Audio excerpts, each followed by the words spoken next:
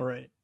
So welcome to the second to last lecture. Wednesday, I believe there are no classes. It's a university teaching holiday because of Thanksgiving. So next week, Monday, will be the final lecture. And then next week, Wednesday, we're going to start with project presentations. So those will consume 3 days of class time. Next week, Wednesday, and then the following Monday, Wednesday. Okay, so today, what are we going to talk about? I want to talk about the sparse Fourier transform.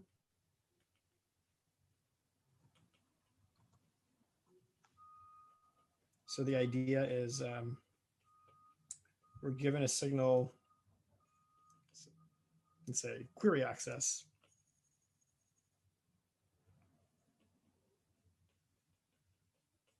To a signal X in Rn. Oh, I think there's a Wi-Fi issue here. Just give me a second.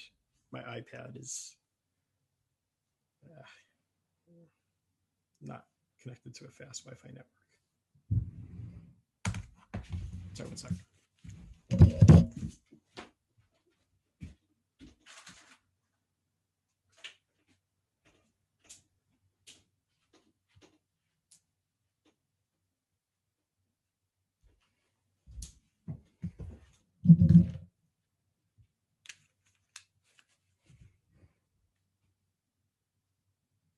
Okay, good. Sorry about that. Okay, so we're giving query access to a signal X and R that's n-dimensional, and we want to compute the Fourier transform of X. Okay, and for the purpose of this lecture, I'm going to define F is the discrete Fourier transform defined to be, let's say F u v is omega 1 over n omega to the u times v, where omega is equal to e to the 2 pi I over n. And sorry, just 1 second. Now that I'm connected to the proper Wi-Fi network, I have to plug this in.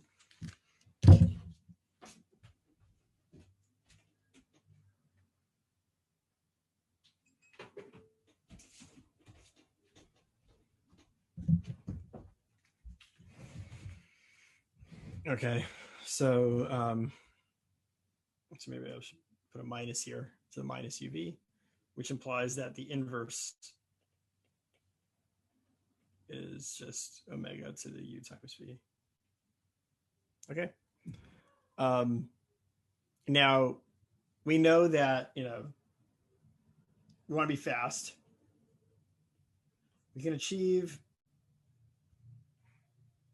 O of n log n time via the fast Fourier transform, which I'm not going to cover. That's we covered it in 170 for those of you who have taken it here. But in applications, oftentimes the Fourier transform is sparse or it's approximately sparse. So the question is, can you go faster? What if x hat is maybe approximately or exactly sparse? Okay.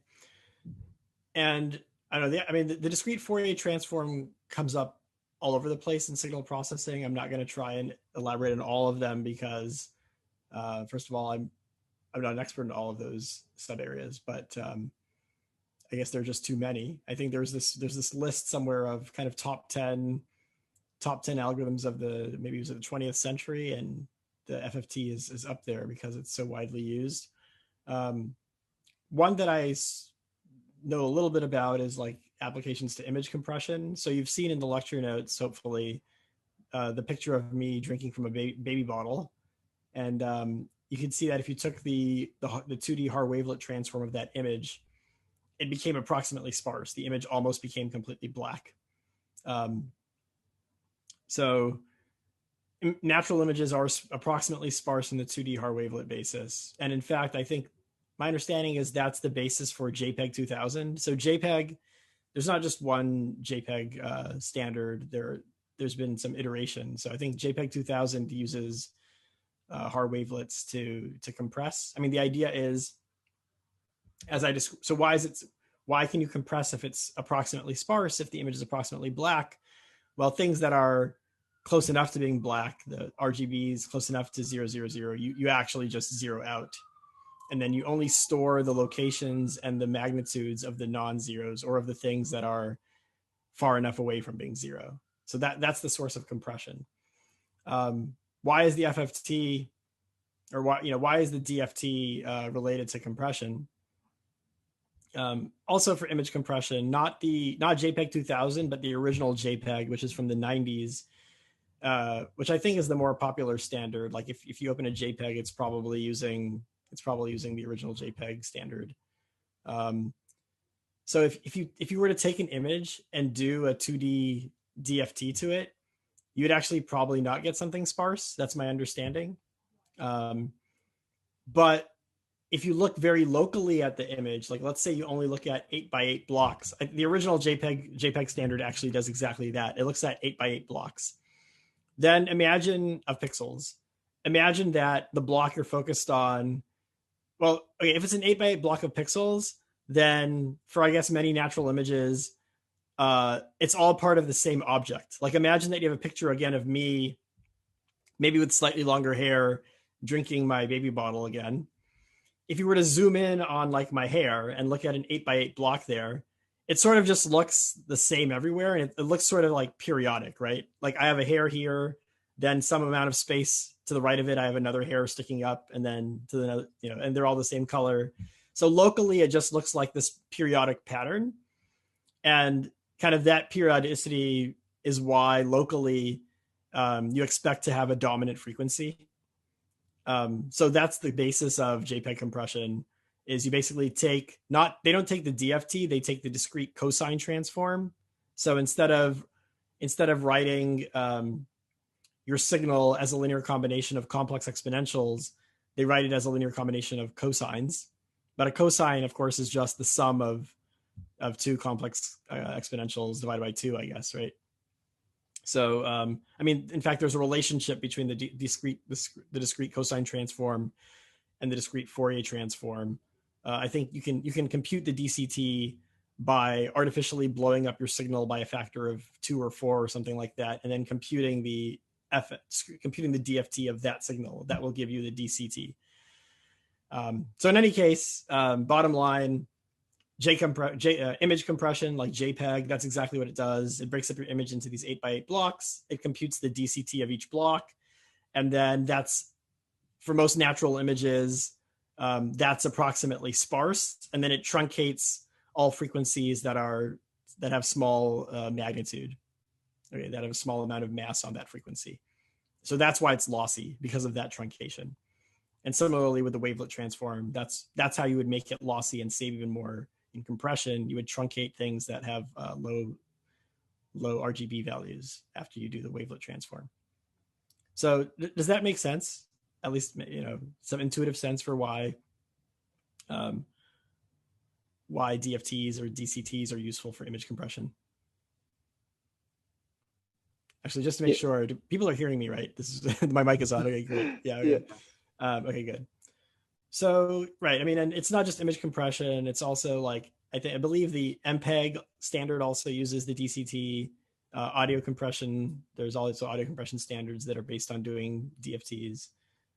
So it's a widely used compression standard or compression tool. Okay. But yeah, if you think of like all these applications, kind of the main thread throughout all of them, like for compression, is the reason that the DFT is useful for compression is because for a lot of natural signals, the Fourier transform is sparse or is approximately sparse, right? So knowing that, you could ask the question, well, if the thing I'm trying to get out only has a size k, it's approximately k sparse. So I'm looking for a k sparse Fourier transform at the end of the day. Do I really need to spend n log n time to compute a full FFT? Is there perhaps an algorithm whose runtime is closer to k, or some function of k as opposed to being some function of n? Okay, so So let's say it's approximately k sparse. If approximately k sparse, can we compute or approximately compute x hat in, some, maybe k or some function of k times polylog n time? Right, that'd be great. That'd be faster than the FFT for like applications that you actually care about. Of course, in JPEG, it's not clear that that's very useful because n is only really 64. If you're dividing things up into 8x8 blocks, then you're locally doing FFT discrete DCTs on 64-dimensional signals. So maybe you don't really care about the difference between n log n and k log n. Depends on what your constants are in your sparse Fourier transform algorithm. But for larger signals where you're doing FFTs, then maybe it could be useful.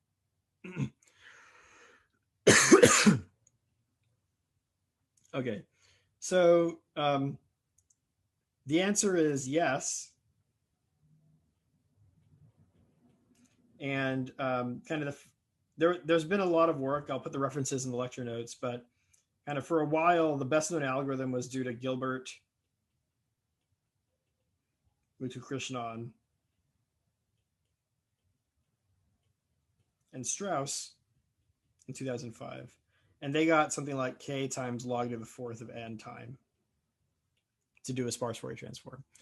And like, what does it mean to approximately compute x hat? I mean, I guess you've already seen this kind of stuff with like heavy hitters as well as compressed sensing. What I really mean here,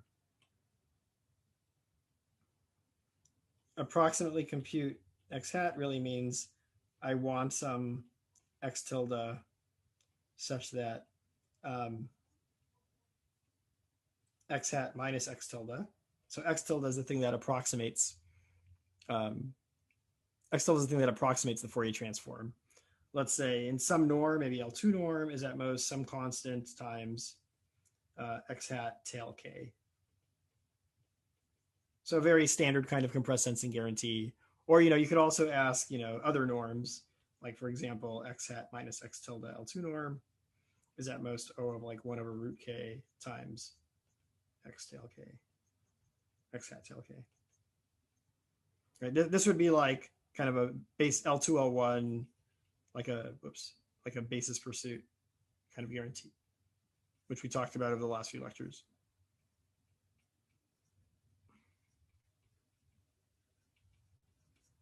Okay. So the first thing to observe is, like, now we're just talking about like running time, right? We're not even talking about memory as we used to talk about in sketching. If I'm going to take sublinear time in n, remember x is an n-dimensional signal. So if I'm taking sublinear time in n, then that means that I'm not even looking at, I'm not even looking at most of the entries of x. X is the thing that I have access to, right? I don't actually have access to x hat. Right? Like I'm given as input an array containing the elements of x. So for me to take less than n time, that means I'm looking at a very sublinear number of entries of x. So the first question you might even ask yourself is like, forget about trying to optimize computation, just in terms of query complexity. Should it even be possible to approximate the Fourier transform of a sparse, or should it be even possible to approximate the Fourier transform of a signal that has a sparse Fourier transform by only looking at a sublinear number of entries in the time domain? Okay. Sorry, I know that was a mouthful to say, but does that make sense? Like it's not immediately obvious that you should be able to even not look at most of the signal and be able to compute its Fourier transform. So the first thing I want to do is just show you that, like a very simple example. If x hat actually is one sparse and there's no noise, it's exactly one sparse, then you can compute x hat exactly by only looking at 2 entries of x. Okay, so that's the first thing I'm going to show you. I mean, it's a very simple argument. And then once you see that, before I'm going to talk about getting some linear time in the one sparse case, in the case that there is noise. So I'm going to show you basically how to get something like this.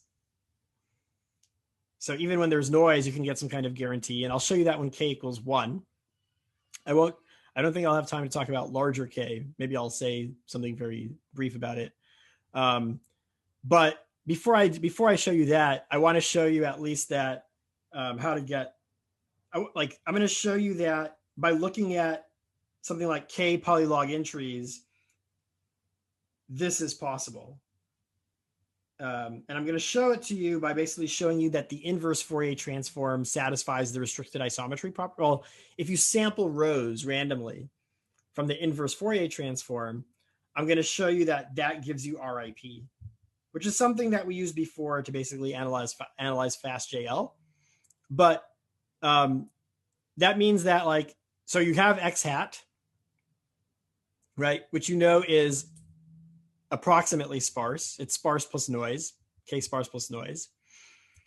Then you take the inverse Fourier transform of it, which is your time domain signal, which you actually have access to, and you sample rows of that. So you sample kind of time domain entries corresponding to x hat.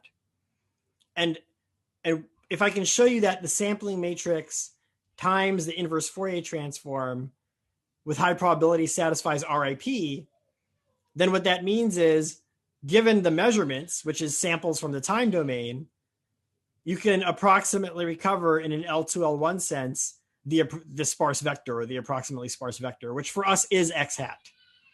Okay, so it's just a corollary of what we know about basis pursuit or iterative hard thresholding, together with the fact that sampling rows of the DFT gives you RIP. That says that you can actually get this approximate L2L1 recovery guarantee based on sampling a sublinear number of entries in the time domain. Now, that's great. It's just a proof of concept in the sense that it shows that it's possible, that the information is there. Okay, the information is there to get the recovery guarantee you want, at least for L2L1. It's not interesting from the point of view of this lecture, because here, the main goal is to compute the sparse Fourier transform in sublinear time. But if all you're using is the fact that it's RIP, then how are you going to do the approximate recovery after your measurements? You're either going to solve basis pursuit, or you're going to use iterative hard thresholding or something like that. Those algorithms are not sublinear time in the dimension. Those algorithms, basis pursuit is a linear program. If you actually just use an off-the-shelf LP solver, your running time is going to be polynomial in n, right? Even if you use iterative hard thresholding, you will get an approximately linear time recovery algorithm, but it's going to be approximately linear in n. So if your original goal was to approximately compute the Fourier transform quickly, well, you're not doing that. You're using time that's nearly linear in n, which you could have just used the FFT to begin with anyway. Okay, does that make sense? So me showing that sampling the Fourier gives you RIP, well, the benefit of that will simply be proof of concept, showing that the information is there. But algorithmically, it's not super interesting for quickly computing the sparse Fourier transform. Okay. So first off, show that sublinear time is possible when x hat is exactly one sparse. Okay, so that means, let's say a hat u is not 0 for some u, and I'm going to do it's going to be convenient to do zero-based indexing for the rest of the lecture. So I'm going to refer to this as bracket n. Usually bracket n I use to mean 1 to n, but for this lecture, bracket n means 0 to n minus 1. So it's one sparse. So exactly one Fourier coefficient is non-zero, and all others are 0. Okay. So I claim that there's a very simple sublinear time algorithm now to compute the Fourier transform. And remember, all you have access to is A. You don't have access to A hat. Oh, I guess I switched why am I calling it A? I called it X hat. Okay. So first of all, what is X0? Okay. X0 is equal to um, X hat U, right? I mean, just remember what, again, Xj is equal to the sum uh,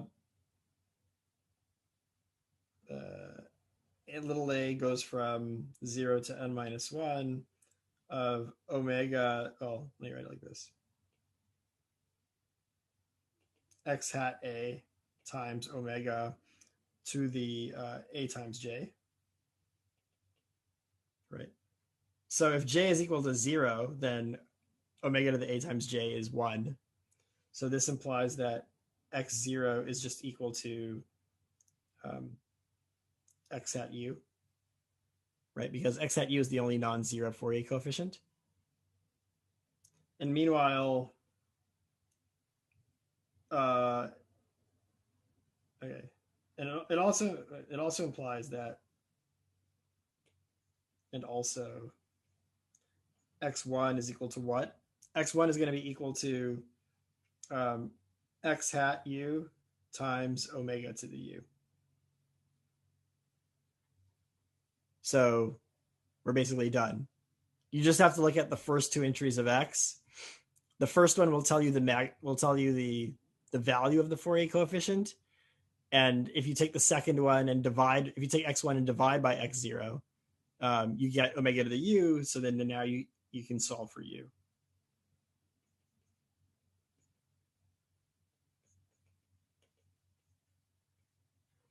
So just like can compute x hat exactly, only looking at two entries of x. It seems like really any two entries would suffice, right? Yeah, that's right.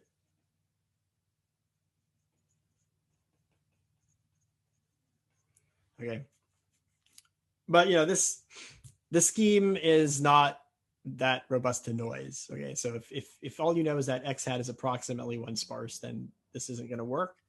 We'll get there. We'll talk about kind of another scheme that is more robust, and it's not gonna be constant time, but it's gonna be like it's gonna be log n log n time. It turns out that you can do log n time as well. But yeah, I'll show you log n times log n. Okay, great. So before I show you that, though, I'm going to show you that. So before making robust to noise,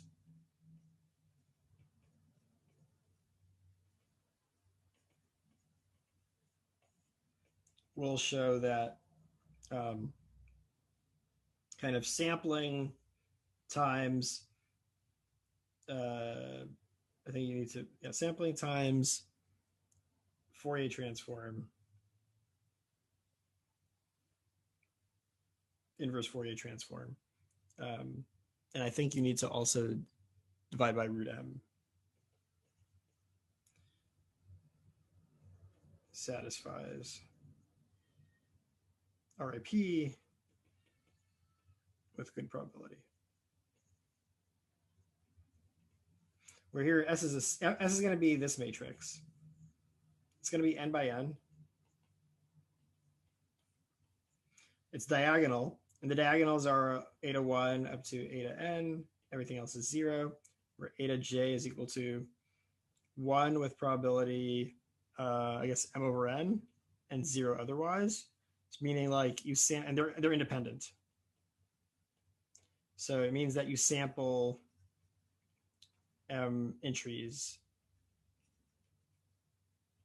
of x in expectation. Does that make sense? So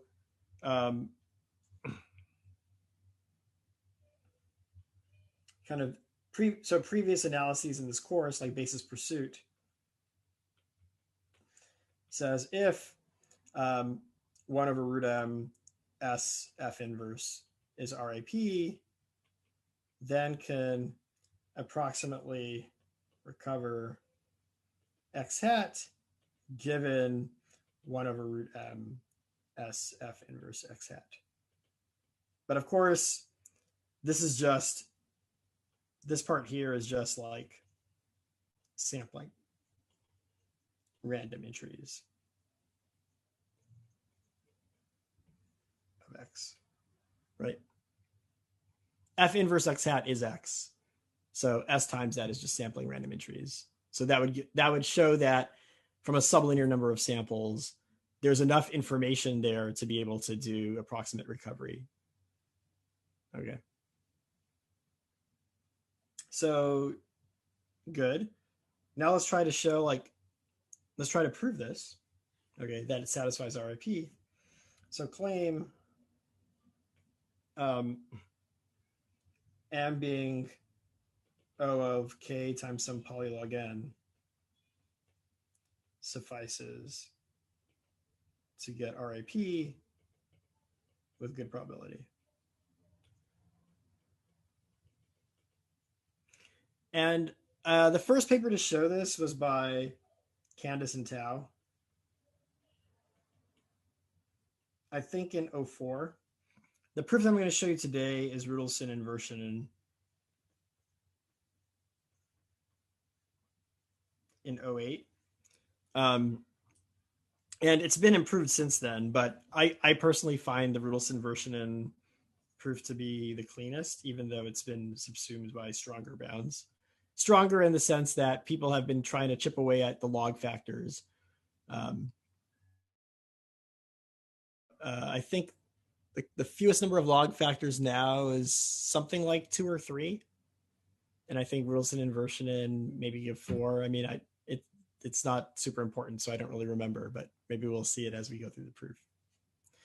And it's also, I think, a good excuse to cover more with suprema of Gaussian processes or Rademacher processes, because the way that we're going to bound this thing, or the way that Rudelson inversion show that it gets RIP, is by reducing the question to one of bounding the supremum of a Gaussian process or of a Rademacher process. So things like Dudley's inequality we're going to see again. Okay, so proof.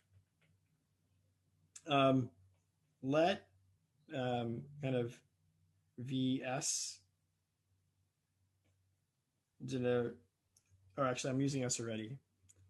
S is the sampling matrix. Let me call it VT. Denote V projected to entries in T, which is a subset, let's say, of 1 to n.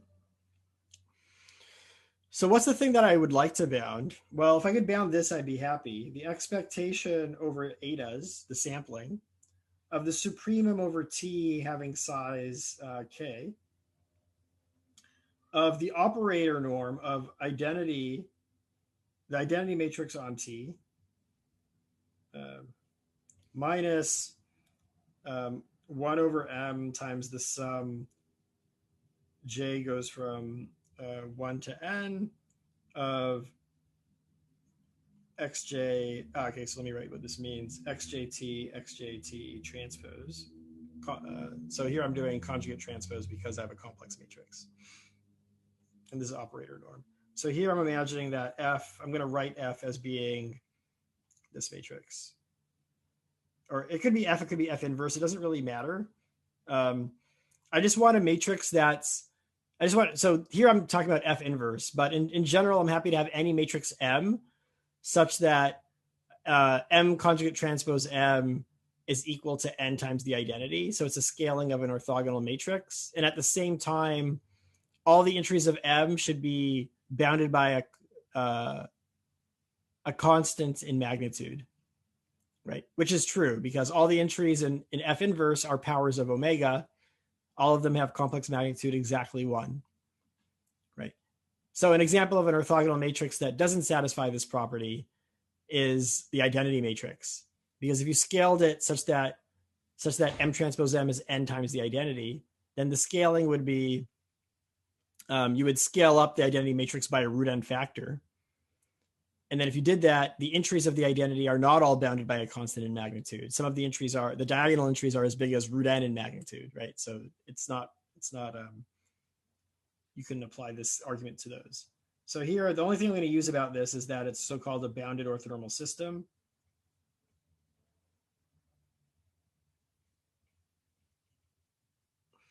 Meaning that, first of all, m star m conjugate transpose m is equal to n times the identity.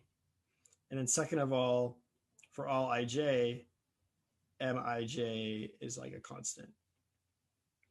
So this argument would work on any such matrix. It could be Hadamard, it could be Fourier, inverse Fourier, it doesn't matter. And then the xj's are just going to be like the rows of F of your bounded orthonormal system. Okay, does that make sense? So if you look at this expectation, the expectation over the sampling of the sup over all T of this operator norm, I just want this to be at most epsilon, right? If it's at most epsilon, then by Markov, it's at most 10 epsilon with probability at least 90%. And if it's at most 10 epsilon, that means I satisfy 10 epsilon comma k RIP. Okay. So are we all on the same page, or does anyone have any questions? The name of the game is bounding this expected sup. I'm sorry, maybe this there should be an eta here. Because I'm sampling rows. I'm sampling the rows of F inverse. So eta j tells me whether or not xj was actually kept in the sample. And m is the number of samples. I don't know if I said that. So just to clarify, this matrix is the, or wait, actually. So basically, if I'm looking at what is this in matrix form? It's like a submatrix of I minus F star F or something like that. If you just call this matrix pi, I'm basically just looking at, yeah. I'm looking at the identity minus restricted to T minus pi T transpose pi T. Right, yep. Yeah. Okay. So, good. Wait, sorry, what is X sub J T? Like, what is? Yeah, sorry. These T's look a lot like transposes. This is a poor form. So maybe to make that, I'm just gonna all the T's are gonna be in parentheses. So that means I'm taking the vector xj, which is an n-dimensional vector, and I'm projecting it onto the subset of coordinates T. Yeah, but what is X? The rows of F. X, yeah, right here. Oh, X are the, oh, I see. Okay. Yeah, sorry. Is that, okay, so are we all squared way? Good. So now we're going to do symmetrization. I don't want to spend a whole lot of time on this because it's been in the lecture notes for a couple of months now. But the idea is with symmetrization, I can express this thing itself as the expectation of an independent copy eta prime of eta of the same thing, 1 over m times the sum over j of eta prime j xj t star. Okay, does that make sense? Like, all I'm saying is that this thing on the right that I'm subtracting in expectation is the identity on the set of coordinates T. So I can just replace that identity with an expectation of an independent copy. And then what I could do is now I can pull the expectation over eta prime outside due to Jensen. So now this is an expectation over eta and eta prime. And then now I have a difference, sum over j, eta j minus eta j prime, which is symmetric. Maybe I'll write this down. So this is now at most the expectation over eta and eta prime of the sup over t's of size k of this. And now I can pull out a 1 over m, sum over j, eta j, eta j minus eta j prime, xj t star. And the point is now the eta j minus eta j prime terms are independent across j and they're symmetric.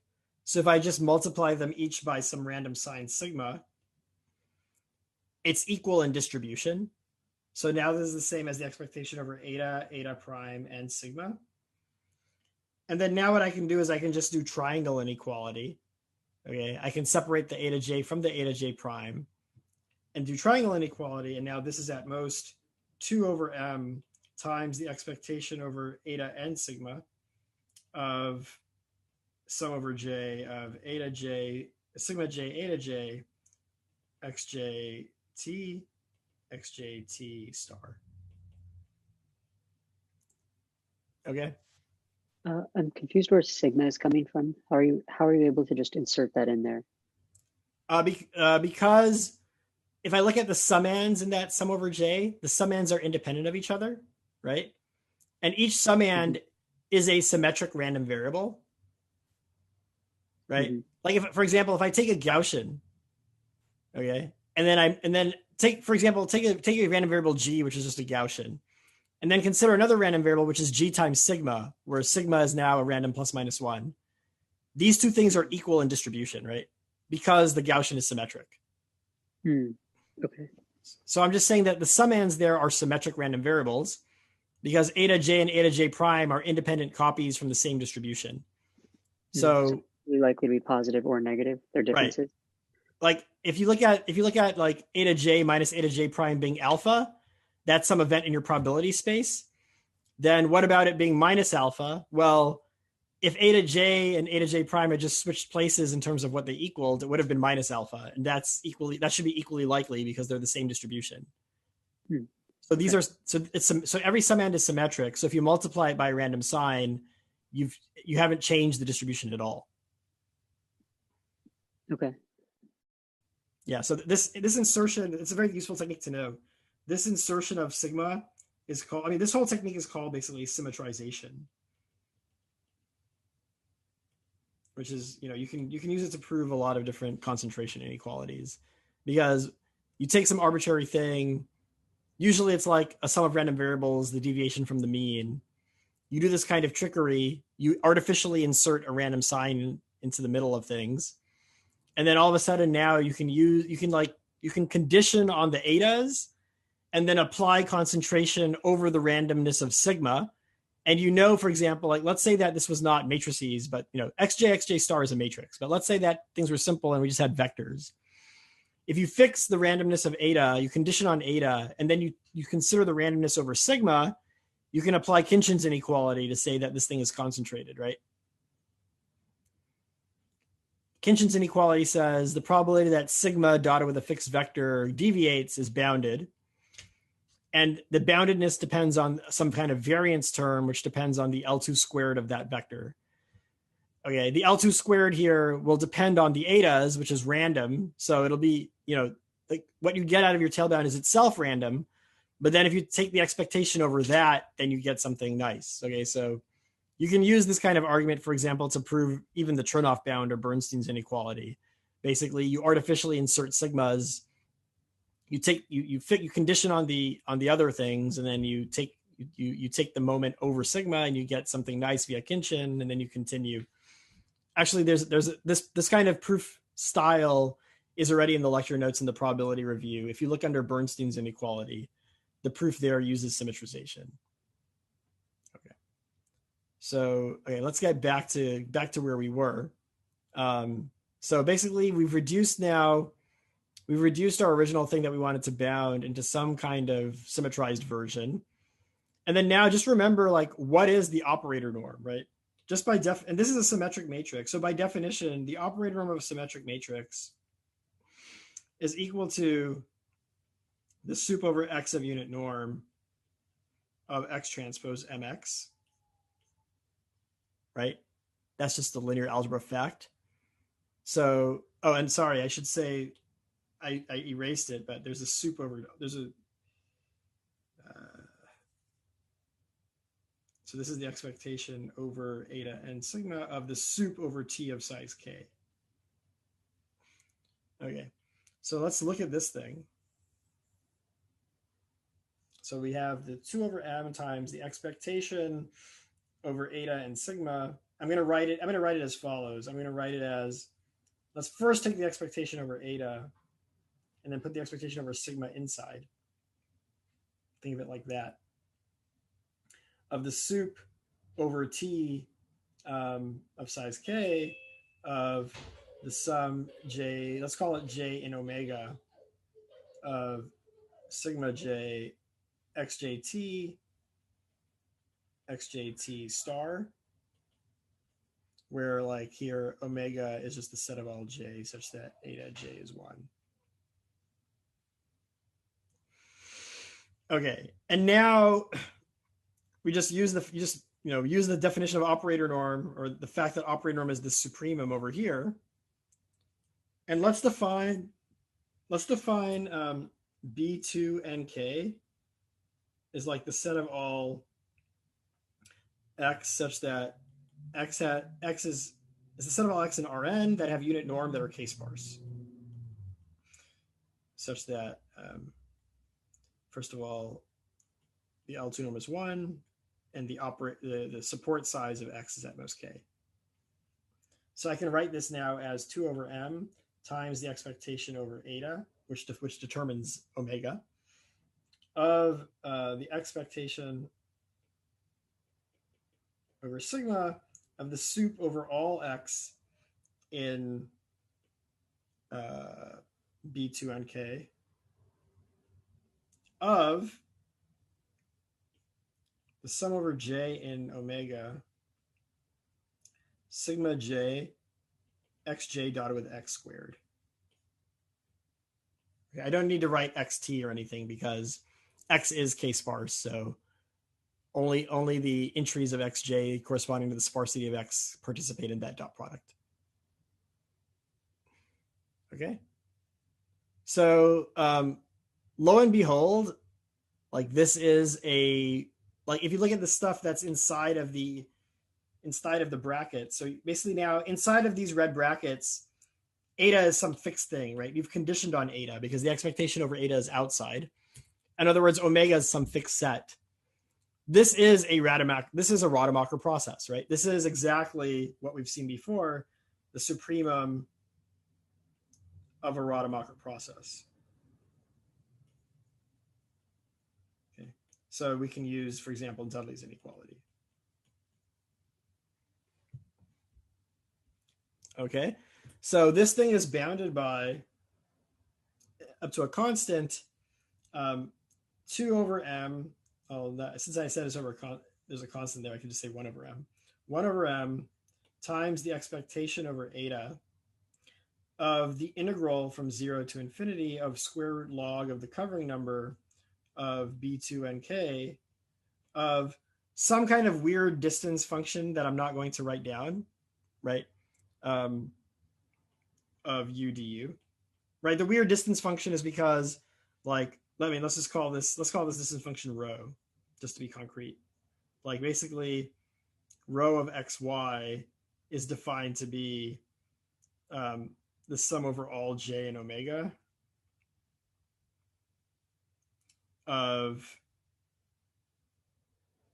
xj dot x squared minus xj dot y squared square root. Right? Because Dudley's inequality says if you have a Rademacher process, then what should be there as your distance should be the L2 distance. Right? But the coefficient, it's the L2 it's the L2 distance between what? It's the L2 distance between kind of the coefficient vectors of two different random variables in your process. But the coefficient vectors are not just x and y. The coefficient vectors are these funny things, right? So corresponding to x, you have coefficient vectors like x1 dot x squared, x2 dot x squared, x3 dot x squared, etc. Corresponding to y, you have x1 dot y squared, x2 dot y squared, etc. So what you want to take is what you're looking at in Dudley is the covering number of those vectors, of those coefficient vectors under L2, which is the same thing as covering B2nk under rho. Okay. And maybe it's worth saying, I mean, we can write down, let's expand this out over here some more. This is the inside of that parentheses is the difference of two squares, right? it's xj dot x squared minus xj dot y squared. So it's the difference of two squares. So we can write it as square root of the sum j and omega of xj dot x minus y squared times xj dot x plus y squared. And then this whole thing is square rooted. Because, right, this inner thing here is just like a squared minus b squared is a minus b times a plus b, right? So we have xj dot x minus y times xj dot x plus y.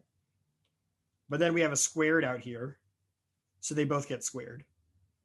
And then we have a square root here. Hence, we have this square root here. Okay. And then I can write that this thing is at most the max over all j and omega of the absolute value of xj dot x minus y.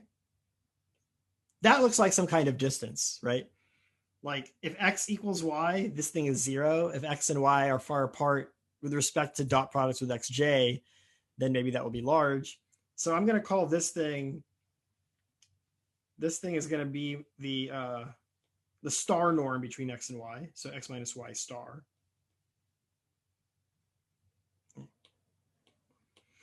And then what's left is times 2 times the sup over all x, over all z, let's say, in over all z in B2 and K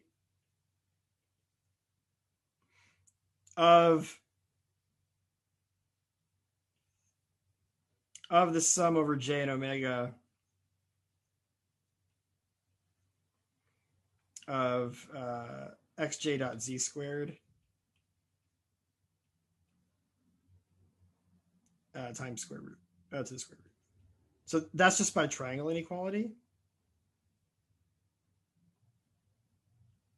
And then now what I could write is, so this thing therefore is equal to x minus y star norm times the sup over let's call it the sup over all t of size k of the operator norm of the sum of j and omega xjt star to the 1/2. Okay, so I know that was a mouthful, but this thing here, and I forgot there's a 2 there, so times 2. And let's call this sup, this sup is some random variable because it depends on omega, and omega is random. But let's call this r. Okay. So we can bound the row distance between x and I. We can bound the row distance between x and y by the star distance times 2r. So up to this factor of 2r, we have a bound. Okay. And then now what I can do is I can write, this is at most up to a constant 1 over m times the expectation over eta of the integral from 0 to infinity of square root log of the covering number of B2nk with respect to the star norm. And let's just think about this for a second. So what I'm saying is that, remember, this is a net, right? So what I'm saying is, like, if I was u away in row norm, I'm guaranteed to be at most u over 2r away in star norm. If I was u away in row norm, I'm guaranteed to be at most 2r times u away in star norm. So if I want my star norm covering to be a row norm covering, I'd better divide the quality of the net by 2r. So here I can put kind of u over 2r du. And then I can do a change of variables. I I'm just define t to be u over 2r, and I'll pull a 2r out. So this is at most kind of r over m, well, 2r over m, but I'm ignoring constants, times the expectation over eta, integral square root log of n b2 nk star norm t dt. And then now I'll do one more change of variables. If I divide through the vector by 1 over root k,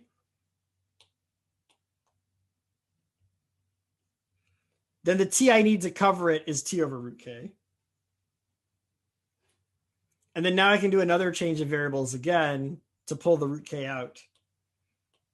And then this is equal to kind of r root k over m times the expectation over eta of the integral of square root log of the covering number of 1 over root k times b2 nk, b2 nk star norm u du. Okay. So the name of the game now is to basically understand this quantity. If we can bound covering numbers of some scaling of the unit ball, like the unit ball of, well, this is actually k-sparse vectors that have L2 norm 1 over root k. We want to cover them under the star norm with radius u balls. And the question is, how many balls do we need? If we can get that, the answer, okay, so I'm just a little sneak preview. The answer is gonna, of course, it has to depend on omega because the star norm depends on omega, right? The star norm has an omega in its definition right here. But, it's going to depend, it's only going to basically depend on like log the size of omega. So when we take the expectation over eta, we're just going to, it's only going to, that's only going to depend on omega. Eta is like the thing that basically omega is equal to the number of j's such that eta j is equal to 1. So the expectation over j, the expectation over eta of the size of omega is m. The expectation over eta of log the size of omega is also something that one can bound.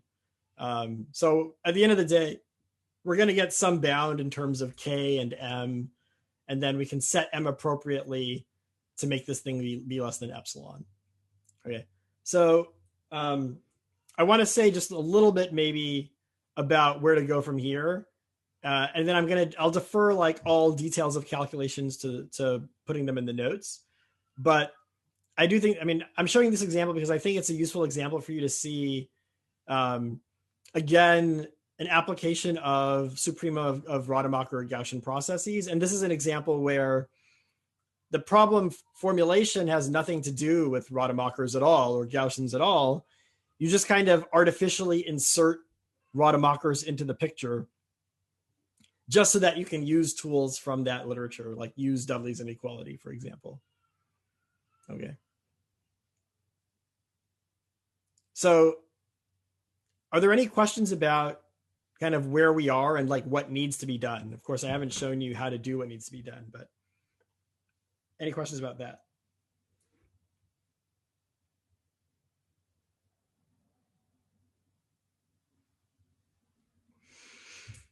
Okay. So let's then continue.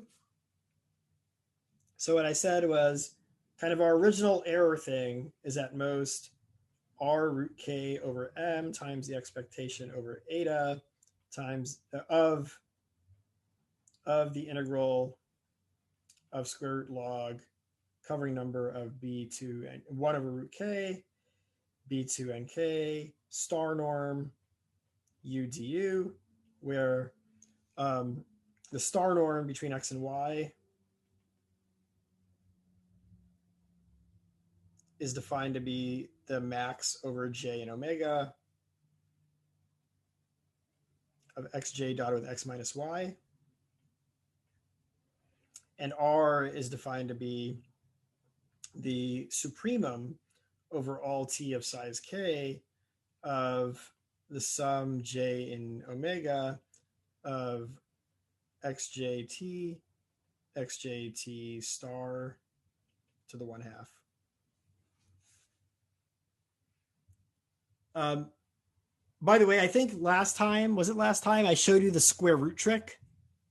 Do people remember that?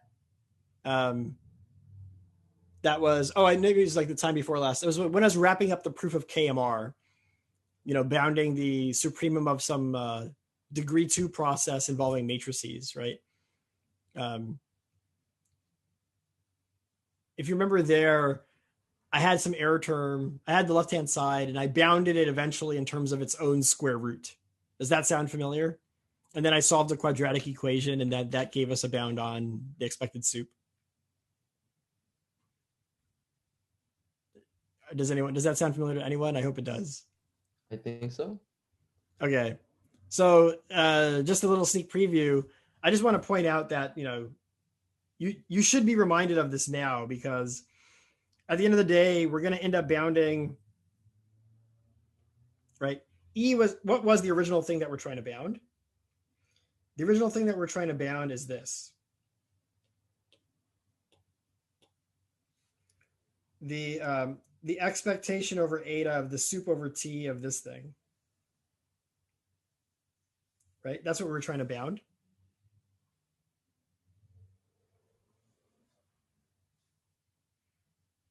And now what I'm saying is, if you put that, well, basically I just want to use triangle inequality here to say, notice that this thing is equal to the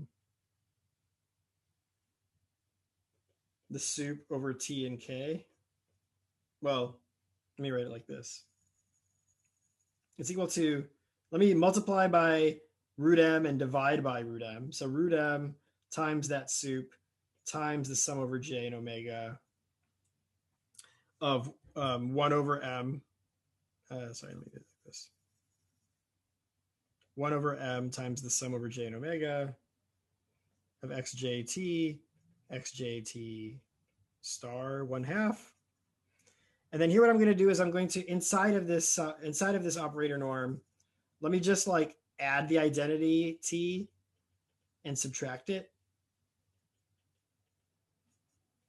So all I did was like multiply by root m and divide by root m and add identity and subtract identity. So I haven't done anything. This is equality. And then now I can use triangle inequality and say that this is at most root m times 1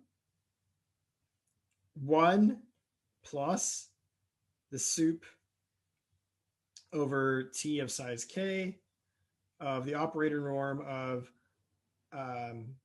identity T minus 1 over m times the sum j and omega of xjt star to the 1/2. So this is exactly what we started off with, but now it has a square root in it, right? Because there's that 1/2 right there in the upper right corner, this 1/2. So when we throw in the expectation over eta in this, what we're going to get is, this is basically like, this identity should be a 1. The operator norm of the identity is 1, right? This is a 1 from triangle inequality. So this is equal to basically root m times 1 plus root e. So at the end of the day, it's going to be some, we're going to have to bound some covering numbers. We're going to do some Dudley. At the end of the day, there's an R out here. And what I just showed you is R itself, when you do expectation over eta, R itself is bounded by root m times 1 plus root e. So sneak preview, we're going to end up bounding E in terms of its own square root. And then we can do the square root trick, solve a quadratic equation. Root E has to be smaller than the larger root. So therefore, E has to be at most the square of the larger root of the quadratic equation. Okay. Does that make sense for a strategy of like where this is going? Yeah. Okay. So I think I want to get back to, again, actually doing one sparse Fourier transform in sublinear time. All of this was just supposed to be a proof of concept showing you that this matrix, is RIP. So sublinear number of samples in the time domain is enough information. So what I'm going to do is maybe I'll just do one piece of this bounding the covering number. There are like two pieces, and then I'll defer the rest to notes. But basically the idea from here is let's focus on now this thing.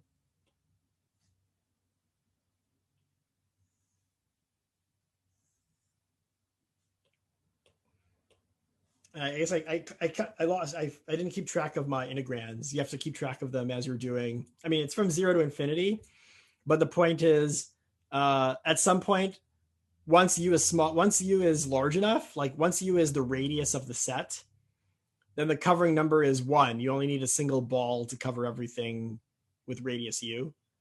So log of 1 is 0, right? So at some point, once u is large enough, square root log of the covering number is 0, which means you can just focus on the integral up to a certain point. And then what you do is you break up that integral into two parts.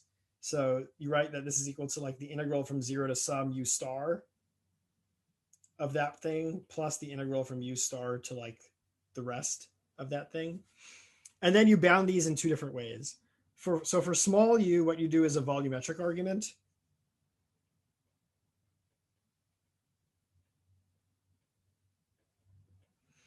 Meaning you just look at, okay, so I have 1 over root k b2 nk. That's just a collection of n choose k different Euclidean balls, each of radius 1 over root k, right? That has some volume. Now I look at a ball of radius u under the star norm, and I try to bound its volume, okay? And then I just look at the ratios of the volumes, and that gives me a bound on the covering number. We talked about this back when we first introduced the notions of packing and covering numbers, right? So just completely by bounding ratios of volumes. And then for larger u's, you do something called Maury's empirical method.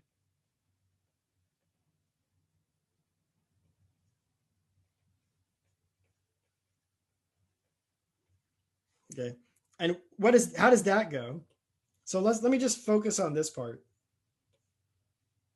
Again, I realize I'm not doing all the calculations, so I don't expect you to follow all the details of the calculations, but maybe you can consider this part of the lecture as just expanding your mind and letting you know of tools and techniques that are out there. And if you want to really see all the fine details, I'll put them in the notes. But I think what's important coming out of this part is just knowing the kind of architecture of how this proof goes. If I went through all the details, I think it would definitely consume like more than one lecture. So for Maury's empirical method, here's the idea. So I'm looking at the covering number of like 1 over root k times b2 nk star norm u du. This set by Cauchy-Schwarz is contained in the unit ball in n dimensions, right? By Cauchy-Schwarz, a k-sparse vector has L1 norm at most root k times its L2 norm. Here its L2 norm is 1 over root k, so its L1 norm is at most 1, right? So all these vectors have L1 norm at most 1. Okay. Therefore, this thing is at most the covering number of the L1 ball of the star norm under the star norm of u du. So Maury's empirical method specifically is a method for bounding covering numbers of the convex combination of sets, okay, under some norm. So here, what is the L1 norm other than a convex combination of 2n vectors, right? Notice that B1n is like the convex combination of a set of 2n vectors, which is just E1 up to En and minus E1 up to minus En, right? Anything in the L1 ball is a convex combination of these 2n vectors. Okay. So what is Maury's empirical method? So remember what we want this covering number. So here's the idea. The idea is, given an x in this set, let me call it z, given a z in the set, define a distribution. Actually, let me not call it z, sorry. Let me call it w. Define a distribution, d sub w, where if, I can write w, because w is a convex combination of these things, I can write w as being, let me call these things like a1 up to an and an plus 1 up to a2n. I can write w as a sum, j goes from 1 to 2n, of some coefficient alpha j times aj. Does that make sense? And what do I know? I know that for all j, alpha j is in the interval from 0 to 1, and the sum of alpha j's is equal to 1. Right? Everything in this set is a convex combination of the aj's. So what is this distribution dw? dw, pick aj with probability alpha j. And then what I'm going to do is I'm going to pick z1 up to zq and z are iid according to the distribution dw. Okay. I'm trying to bound, remember, the covering number with radius u. Now, suppose I were able to show you that the expectation over these z's of 1 over m, not m, give me another letter, 1 over q, actually, I said q already. 1 over q, z, sum over j goes from 1 to q of zj, minus w under star norm is at most u. And this is coming from dw. Suppose that, let me write it like this. Suppose this were true for all w. Suppose that there exists a q such that for all w in this set, this were true. Okay? I claim that this would imply a bound on the covering number. It would imply a bound on this covering number. What would that bound be?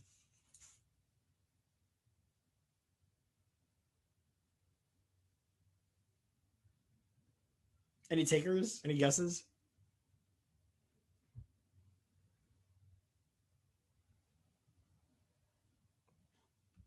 Are people still there?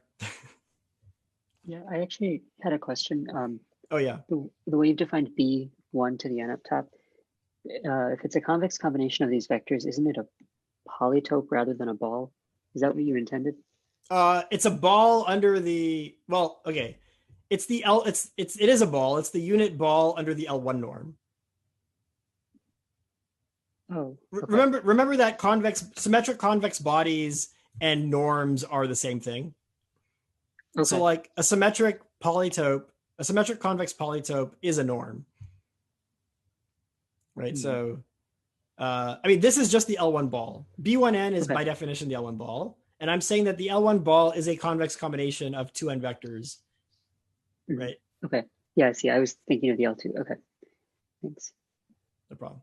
So okay, here's the, this is, I guess, somewhat clever, but the clever the idea is like, okay, so what am I really saying? What I'm really saying is that there exists a vector of this form, which is close to W.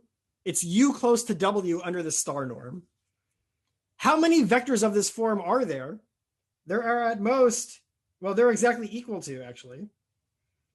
There are equal to 2n to the q vectors of this form. Right? Because each zj has to be some aj. There are only 2n ajs. So there are only 2n possibilities for z1, 2n possibilities for z2, etc. So the total number of vectors of this form is exactly 2n to the q.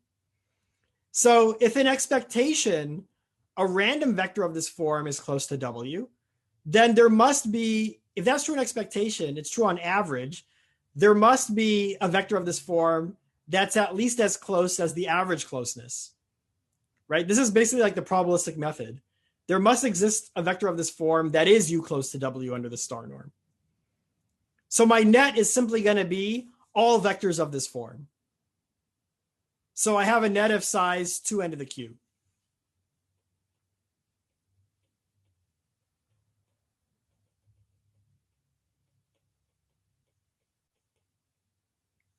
Does that make sense? Yeah. It seems like then this is much stronger than just a net. Wait, why do you say that? Well, if the average distance is at most u. Yeah, that's right. The average under this distribution dw, which depends on w, right? Oh, right. So for example, if w equals a1, then this distribution dw is a singleton distribution. So like all the z's will always equal w, right? Yeah, right. So there's only actually one average of this form that is close to w. But yes. So then the name of the game is just like, how big do you need to make q be as a function of u? How big do you need to make q be for this to hold? Okay. And I mean, long story short, as long as q is something like, so the claim is basically q is at most something like, I think root log the size of omega over u squared suffices. Okay. So you're going to get a covering number that is roughly n to the square root log size of omega over u squared. Okay. And then, I mean, let me not dwell on this. Then, you basically, you have one bound on the cover. And this also is not, again, I'll put in the notes, showing this claim is actually not that hard. I just don't want to, I only have 10 minutes left. I don't want to spend time on proving it. If you just expand the definition of what the star norm means and use a union bound, that's basically what you get. Okay. So you have one bound on the covering number, use that here, use that bound here, use a volumetric argument, and then you get another bound on the covering number, which you use for small u. You put it all together, and then you also use this, and then you use the fact that R itself can be bounded in terms of the square root of the thing you're trying to bound. You get some big quadratic equation, you solve the quadratic equation, and then you basically get exactly what I promised you, namely that it suffices to have k polylog n samples from the time domain basically it suffices to take approximate like k polylog n samples from the inverse Fourier transform to get RAP. Okay. So at the end of the day, yes, like k polylog n samples works. The problem there is it's not a fast algorithm because you're going to solve basis pursuit or something, and it's not going to be k polylog n time. Okay. So, doing all the math, all the calculations leads to the desired bound. But then getting approximately x hat from 1 over root m s f inverse x hat, which is just, this is just x, is slow. It's at least omega n time. Okay. So how do you go fast? Okay, we'll show for k equals 1. So what do we want? We want to recover x tilde such that x tilde minus x hat L2 norm is at most a constant times x hat times tail. Let me just square both sides. So this is basically the sum j not equal to u of x hat j squared, where like x hat u is the largest Fourier coefficient in magnitude.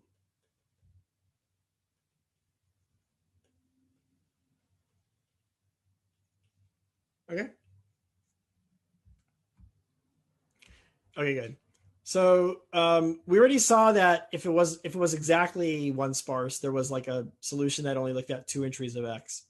So now what do we do when it's not exactly sparse? Imagine now, again for a second. So another method when x is exactly one sparse.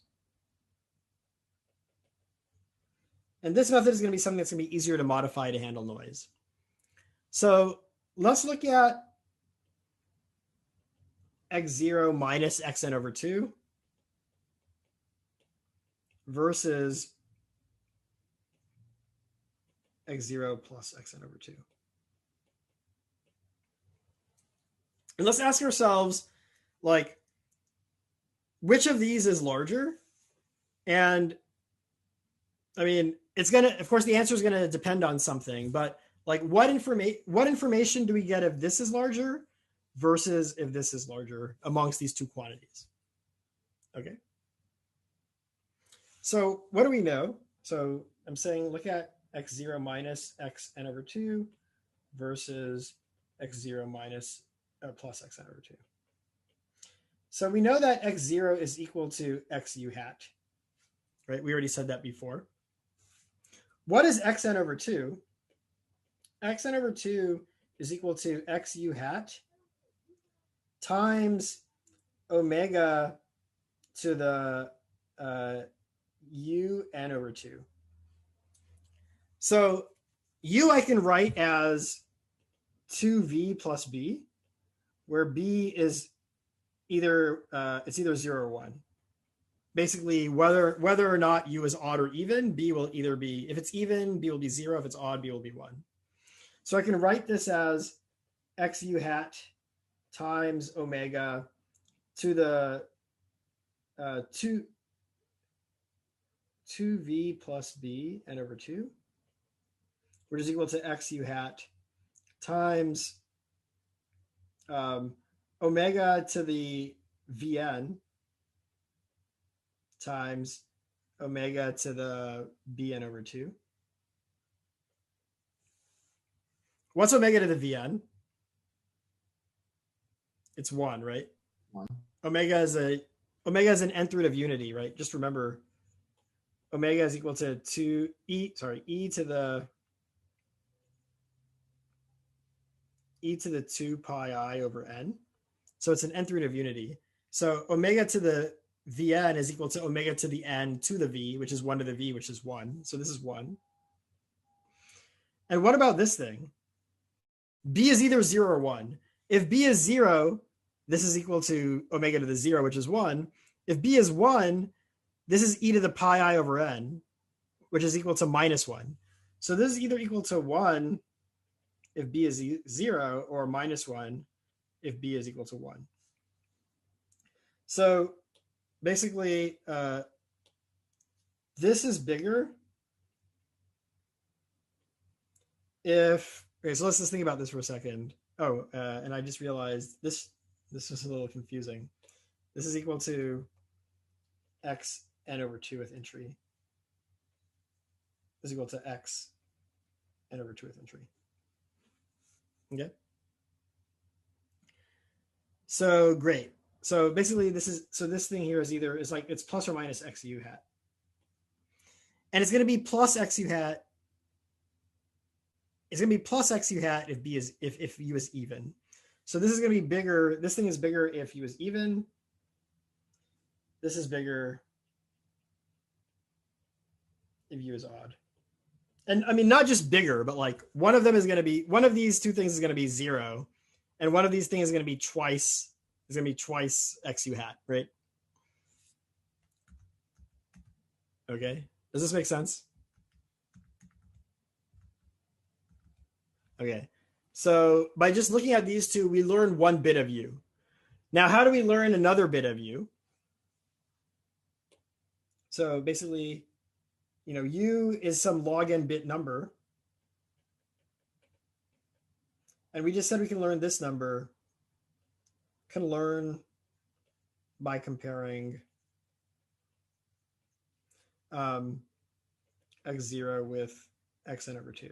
Or not comparing those two, but by only looking at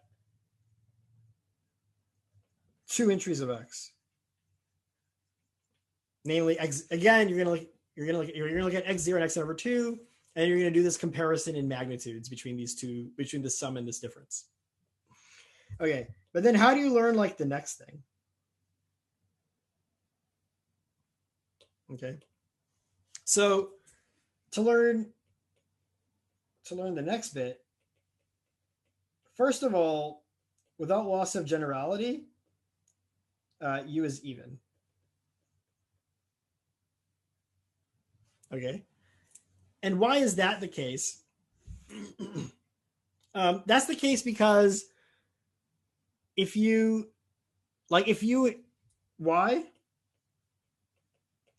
is odd, then what we're going to do is we're going to shift the signal over by 1. In other words, just define x prime such that like x prime of j is equal to x of j minus 1. So for those of you who don't think about DFTs all the time, if you just do a translation in one domain, like in the time domain, it corresponds to a phase shift in the in the other domain, in the Fourier domain. So basically, all the Fourier coefficients get multiplied by the same thing, which is omega, I think.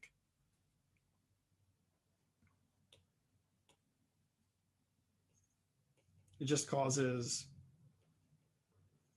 all Fourier coefficients to get multiplied by omega.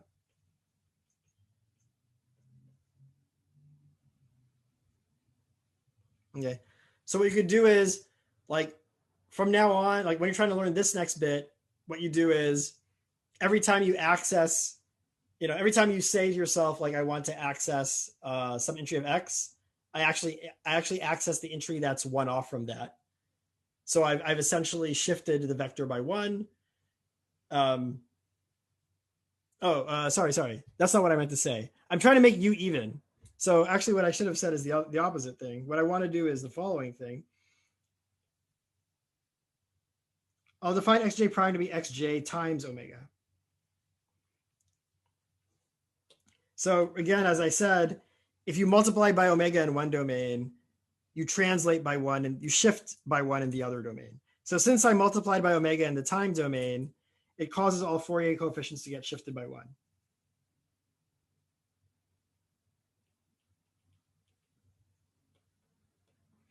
So if after learning the first bit of u, I learned that u is even, then what I can do is, if I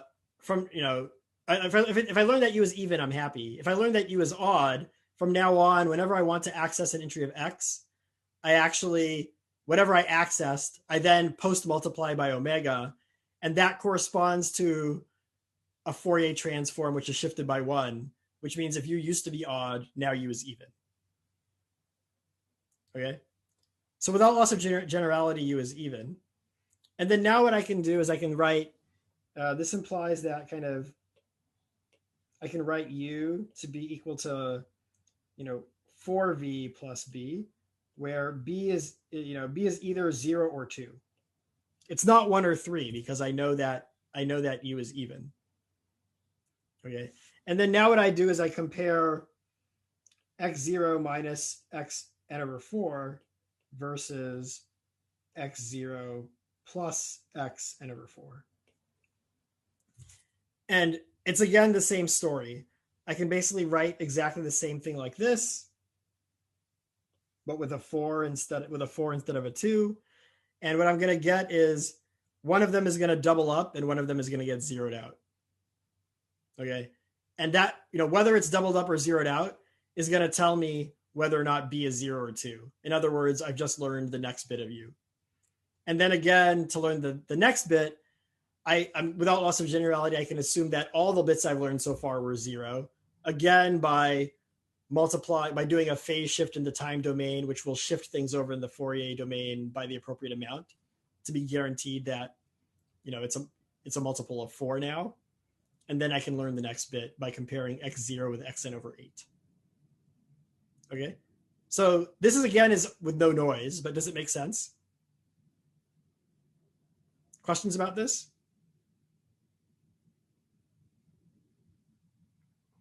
Okay. So why is this a scheme that I can hope to robustify against noise? Well, the point is I'm not just doing some explicit computation like before. I'm measuring sums and differences and comparing magnitudes. So if the noise is smaller than kind of the difference between these numbers, then I'll still get the right comparison even if there is noise. Okay, that's kind of the intuitive idea. The problem if you try and really analyze that rigorously is that's not going to be the case. It could be the case that the norm of the tail could be larger than the difference between these two numbers you're comparing, and it'll throw off your comparison. Okay.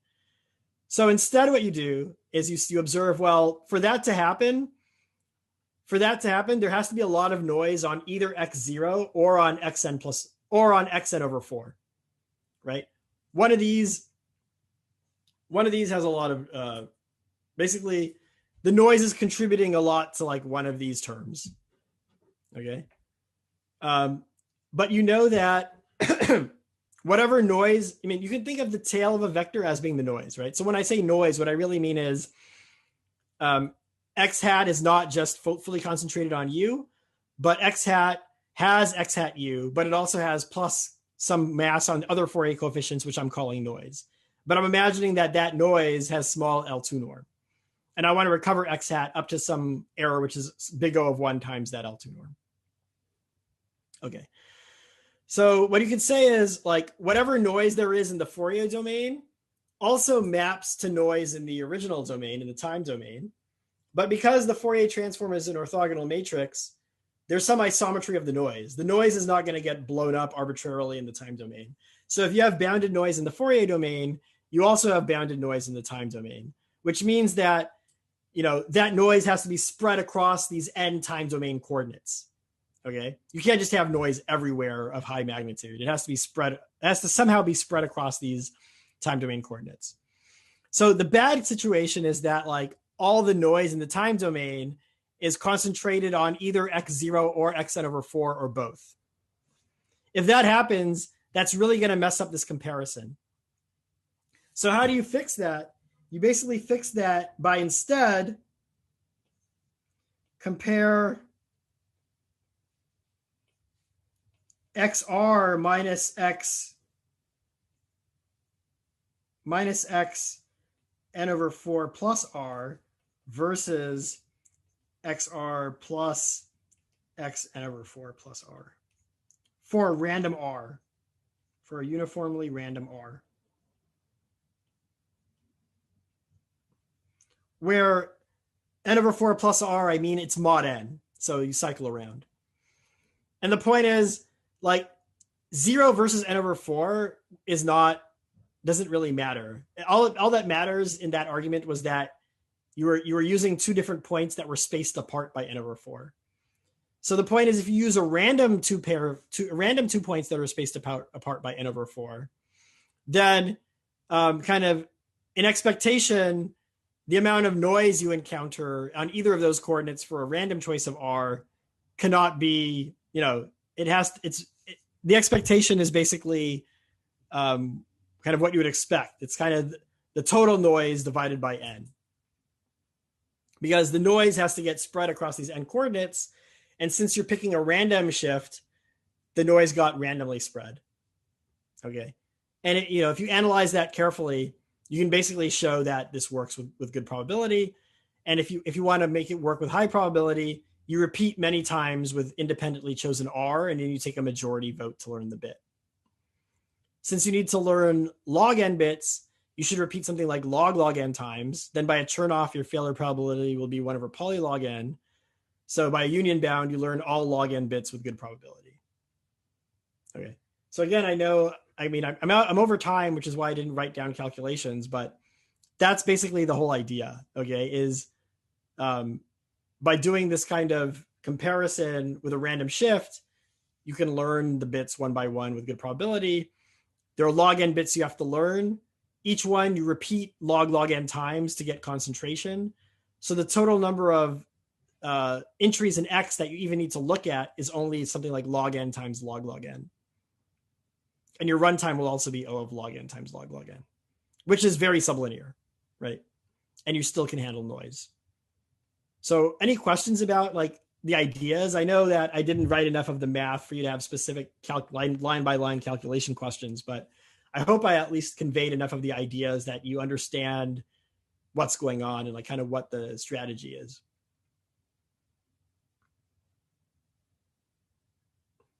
Questions?